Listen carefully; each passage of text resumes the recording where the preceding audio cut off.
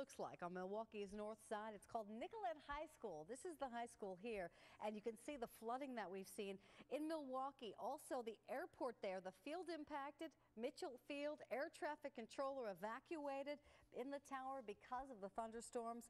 Manhole covers blown off, highways, interstates closed due to flooding. We'll talk more about the severe weather, of course, coming up in just a few moments. And right now we're talking about the calm before the storm in southern Florida, in Miami.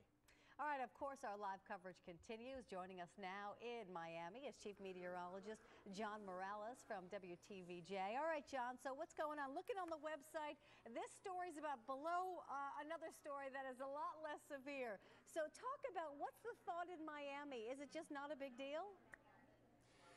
It's not a big deal, partly because, well, as we talked about at our previous intervention, the mayor of Miami-Dade County indicating that tomorrow it would be business as usual here in South Florida, despite the fact that there is a tropical storm warning in effect.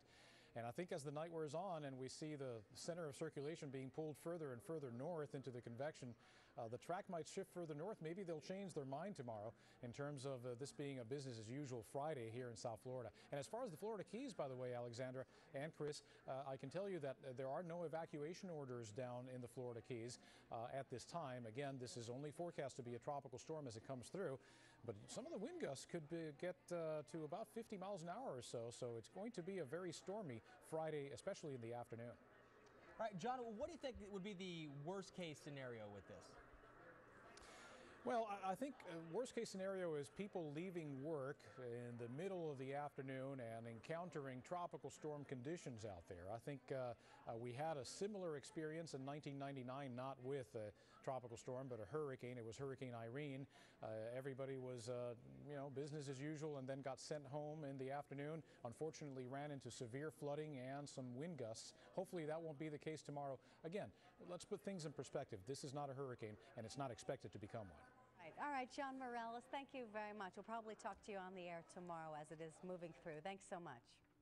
You know, what we'll probably see there is what we're seeing in Milwaukee with tropical downpours coming and then some flooding on the roads. Probably a similar scenario to that. I've been in some of that rain in Miami when you're trying to drive around. It's heavy, it's hard. Yeah, it's hard. It's tough. Dangerous.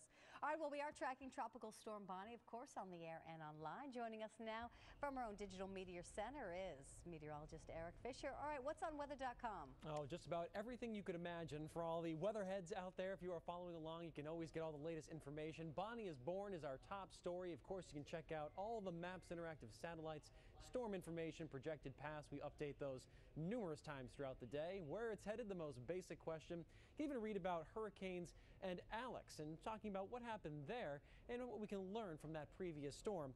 I also want to show you our weather iPad application, which you can see right in here. Generally, you can pick up just anything. As soon as there is an advisory issued, it's going to come straight to this. So you can always get the latest information. You can even find